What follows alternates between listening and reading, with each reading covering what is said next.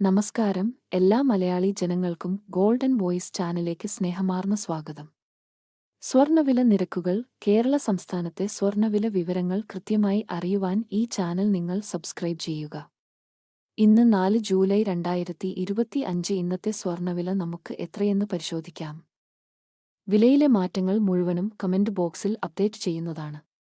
ജനങ്ങൾക്ക് നേരിയ ആശ്വാസമേകി ഇന്ന് സ്വർണ്ണവില കുറഞ്ഞു.